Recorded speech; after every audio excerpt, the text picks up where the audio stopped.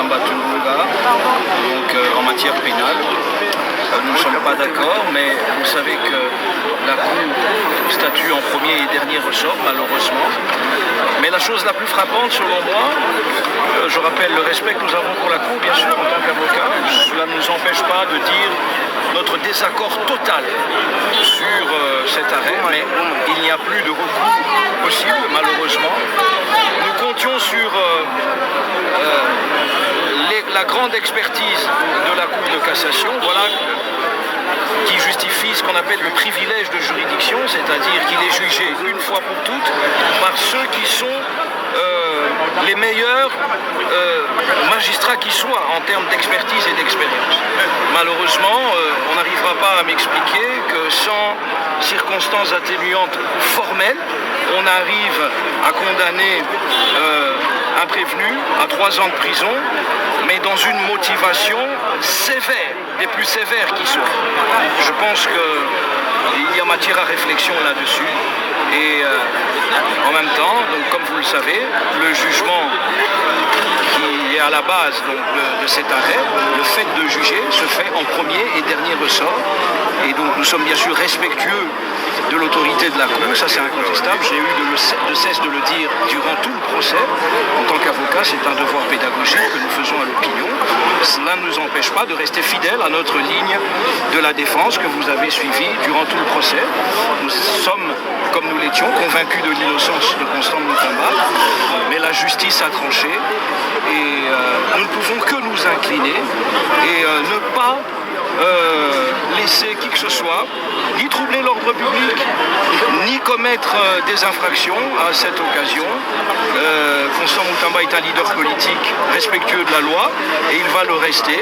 Et donc tous ses sympathisants, tous ses partisans sont appelés à l'ordre, au respect de la loi et de l'ordre public. Mais nous disons bien notre insatisfaction par rapport à cet arrêt pour les raisons que je viens de vous expliquer. Nous sommes évidemment déçus parce que nous espérions l'acquittement pur et simple pour Constant Mutamba, parce que les preuves étaient insuffisantes, pour ne pas dire inexistantes, et l'intention de détourner n'a pas été établie par le ministère public, mais la Cour en a décidé autrement. Nous ne pouvons que le constater avec vous et souhaiter bon courage à notre client. Et voilà, c'est tout ce que je peux dire à ce stade. Lingala pour bâtiment quand même baïba audience aux décisions Yaki on a bien biso Mutamba côté azala quitté malheureusement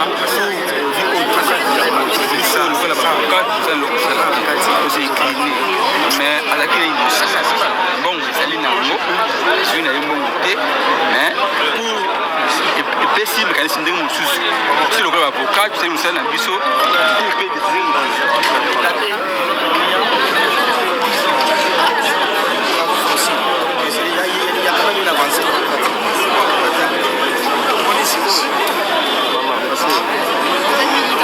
Non, moi je suis cadre communicateur et puis...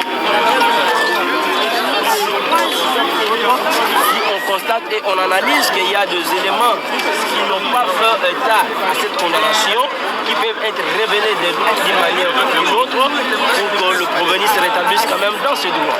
Et voilà ce qui s'est passé aujourd'hui devant la Cour de cassation. La Cour de cassation apparemment statue en premier et dernier ressort. Est-ce qu'il y a possibilité? La procédure, nous sommes au Salema parce que on a dit le cas de Kaboul qui était condamné à la Cour de cassation. Et nous, comme on peut Salemi, la carte, le la retour, est-ce que possibilité on a les autres? Oui, la possibilité y est. C'est très juste. Parce que le droit, c'est l'équité, c'est le bon sens. Je me rends compte la décision l'arrêt ou les verdicts qui est rendu aujourd'hui par la Cour semble... La Cour n'a pas pris en considération d'autres éléments. Parce qu'une petite erreur administrative en matière de passation de marché public peut entraîner peine privative de liberté de travail forcé de 3 ans avec d'autres peine complémentaire. Moutamba n'a pas empoché l'argent, Moutamba n'a pas tiré profit économique de son acte criminel, parce que lorsqu'on commet une infraction à caractère économique, il y a un profit que les délinquants tirent. Le profit devrait être ici, c'est-à-dire empocher les 19 millions ou loger cet argent dans une banque étrangère. Tout l'argent que le gouvernement congolais destiné à la construction de ces prisons se trouve dans la banque. D'ailleurs, la Cour a ordonné la levée de la mesure. Alors, je me pose la question, quelqu'un qui n'a pas tiré profit, quelqu'un qui, certes, peut y avoir des petites erreurs en matière de passation de marché public, et amener ces erreurs à une... Vous avez vu, la Cour a été militarisée aujourd'hui, des chars de combat partout. C'est comme si notre client c'était un criminel, comme si c'était un chef rebelle, comme si c'était quelqu'un... Non, c'est sa première fois d'être devant les juges, depuis sa naissance. C'était bon citoyen. Et ce qui est arrivé, mais ce que nous demandons à notre président gouvernement, le président a déclaré que la justice, elle est malade. Elle souffre de quoi? Est-ce que c'est la diabète, l'hépatite, cancer ou sida? Alors si la justice est malade, il faut la guérir. Parce que si nous restons dans ce système, le président qualifie la justice malade, le Congo ne sera jamais debout.